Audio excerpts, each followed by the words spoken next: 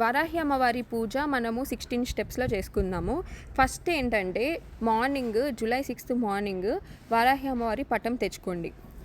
అమ్మవారి పటము బియ్యం మీద పెట్టి ఇంట్లో ధూపం వేసుకోండి. ఈ 9 డేస్ డైలీ మార్నింగ్ మీరు ఇంటిని శుభ్రపరచుకొని దీపం సాంబ్రాణి వేసుకొని అమ్మవారికి దీపం పెట్టుకోవాలి. జస్ట్ దీపం. పూజ అనేది మనం నైట్ చేస్తాము. ఇప్పుడు నైట్ 9 అయింది.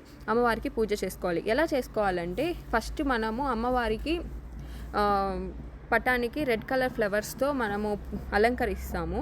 తర్వాత అమ్మవారికి కావాల్సిన బెల్లం పానకము, పొమగ్రనేట్, దానిమ్మ ఈ పళ్ళు ఇవి రెడీ చేసుకుంటాము.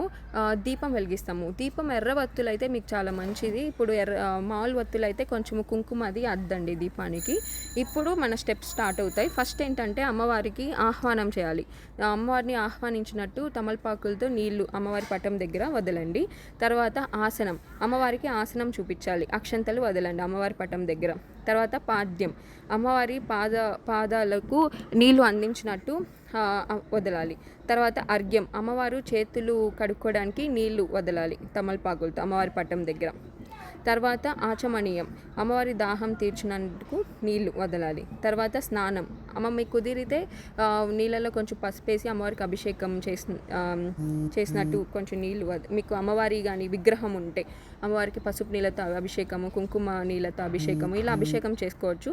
అభిషేకము చేసుకోలేని వాళ్ళు నీళ్లు వదిలేసి చాలు.